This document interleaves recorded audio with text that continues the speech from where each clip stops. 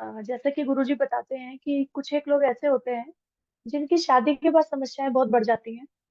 तो जैसे ही मेरी शादी हुई तो समस्याओं का जैसे एकदम जबरदस्त समस्याएं शुरू हो गई लाइफ में विद इन 7 डेज।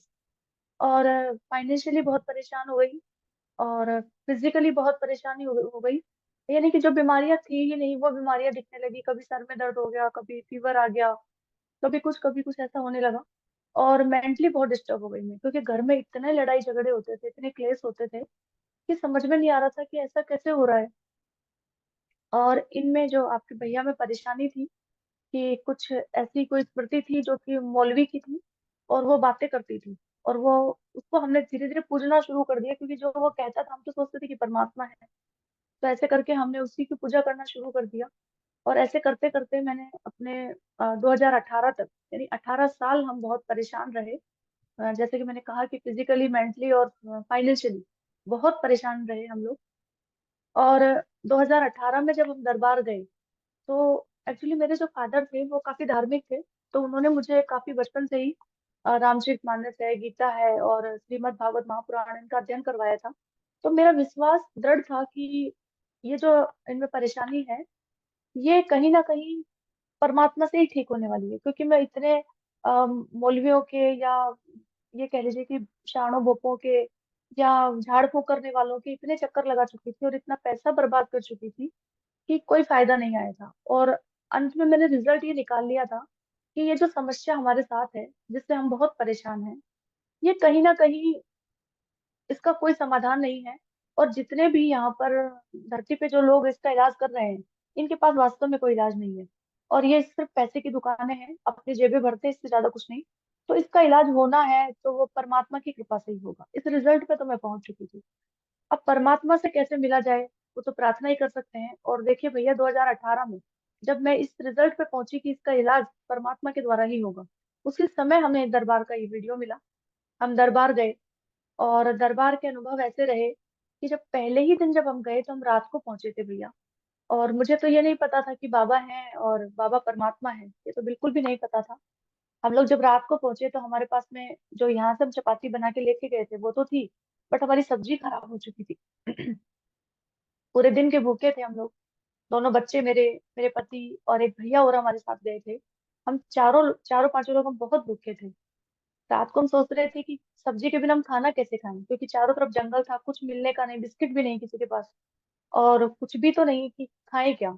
ऐसा भी नहीं कि कोई चाय का कप मिल जाए। अब इतने परेशान और पूरे दिन के भूखे हम लोग।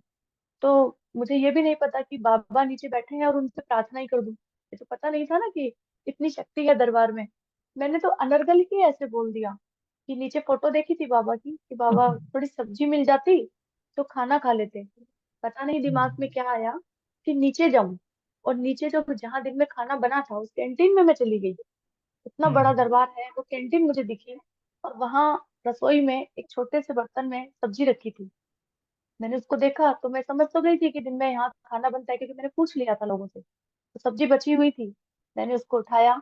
तो मुझे ऐसा लगा कि मात्र संयोग होगा, ये कोई बाबा की शक्ति नहीं है, ऐसा संयोग से हो सकता है। ऐसा मैंने सोचा कि ये एक मात्र संयोग है कि मुझे कुदरती ऐसी सब्जी मिल गई है, और उससे हमने भरपेट खाना खाया और हम सो गए। तो बाबा की शक्तियों के बारे में बता रही हूँ मैं। दूसरे दिन जब गुरुदेव इलाज कर रहे थे वहां पे, तो जब प्रोसेस पूरी हो चुकी थी, तो गुरुजी ने कहा कि ये जो बंधन मैंने बेटा आपके लगाया है, इसको आप गंगा जल से धो लेना घर जाके। जब भी आपको लगे कि भारी हो गया है और आपको लगे कि परेशानी हो रही है, तो इसको थोड़ा झड़का के और गंगा जल से धो लेना। तो मैं चुप हो गई। तो गुरुदेव कहते हैं कि बेटा अगर घर में गंगा जल ना हो तो बाबा की तस्वीर के सामने एक जल रख देना, गंगा जल बन जाएगा। मैंने कहा ऐसे कैसे हो सकता है, किसी व्यक्ति के सामने यदि किसी जल को रखा जाए और वो गंगा जल बन जाए, ये तो पॉसिबल नहीं है। ये गंगा जल तो भैया हम हिंदू हैं और हम सभी भारतवासी जानते हैं गंगा जल की महिमा को, कि गंगा जल बनाना तो परमात्मा का ही काम है। कोई साधारण व्यक्ति के सामने यदि किसी जल को रख दिया जाए और वो गंगा जल में कन्वर्ट हो जाए, ये पॉसिबल ही नहीं है। तो मेरे मन में एक जिज्ञासा हुई कि ऐसे कैसे हो सकता है। लेकिन ऐसा हुआ कि जब मैंने बाबा के सामने जल रखा घर जाके, तो वो कई दिनों तक खराब नहीं हुआ, उसमें कीड़े नहीं पड़े। तो मैं बड़ी अचंभित थी, ये कैसे हो सकता है। ऐसे ही कुछ घटनाएं और हुई कि जैसे एक दिन दरबार में गुरुदेव जो है इलाज कर रहे थे। तो गुरुजी ने बातों बातों में कहा कि किसी और को समझा रहे थे कि बेटा ये गुरुओं का दरबार है, हमें बदनामी वाला काम नहीं चाहिए, इसलिए प्रोसेस जो कर रहे हैं आप लोग उसमें मिस्टेक मत कीजिए। तो फिर मुझे ऐसा लगा कि ऐसे कैसे हो सकता है, गुरुओं का दरबार है, गुरु गुरु का नाम तो बहुत बड़ा है, क्या ये जो तस्वीर लगी है सामने ये क्या कोई बहुत बड़े गुरु है?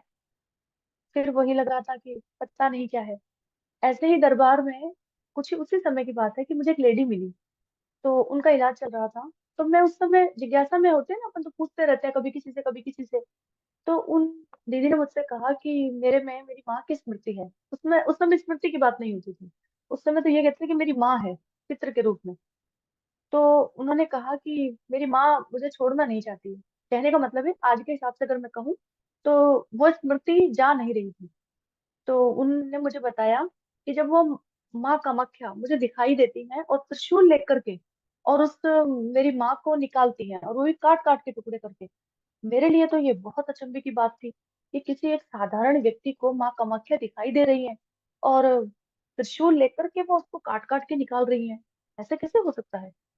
लेकिन थोड़ा थोड़ा विश्वास होने लगा था, क्योंकि हम इतनी प्रार्थनाएं जो करते थे ना वो सारी हमारी पूरी हो जाती थी। और मुझे समझ में नहीं आता था कि एक बात तो संयोग से हो सकती है, सब्जी मिलना तो संयोग हो सकता है, छोटी छोटी और बातें संयोग हो सकती हैं, लेकिन सारी ही बातें संयोग हो सकती है ऐसा पहले तो कभी नहीं हुआ। 18 साल की जिंदगी बिता के आ गई हूँ ससुराल में, इतने कष्ट भोग के आ गई हूँ, आज तक तो कभी ऐसा नहीं हुआ। इतनी चमत्कार कैसे हो रहे हैं? तो मैंने सोचा कैसे कैसे हो सकता है कि माँ कामाख्या इनको दिखाई दे रही है। बड़ा अजीब सी लग लग रहा था। ऐसे ही मैं एक दिन दरबार में जब बैठी तो मैंने भी माँ से प्रार्थना कर दी कि माँ जब आप उनको दर्शन दे रही हैं तो मुझे भी दीजिए, मुझे भी आपको देखना है, क्योंकि बच्चों वाली हरकतें थी ना। तो फिर मैंने आंखें बंद करके मैं पीछे दीवार के सहारे ऐसे बैठ गई। सब लोग बैठे थे दरबार में। तो आप यकीन मानिए भैया, इतना सुंदर माँ का ओरा, एक लाल रोशनी, और मुझे ऐसा लगा जैसे मेरे चारों तरफ इंद्रधनुष की तरह फैल गई है। और वो मैं एक्सप्लेन नहीं कर सकती, क्योंकि वो अनुभव की चीज है जो मैं जानती हूँ, उसे मैं शब्दों में तो आपके सामने रख नहीं सकती। वो इतनी खूबसूरत थी, उसकी उसकी जो फीलिंग्स मुझे आ रही थी ना, मैं उसमें से निकलना ही नहीं चाहती।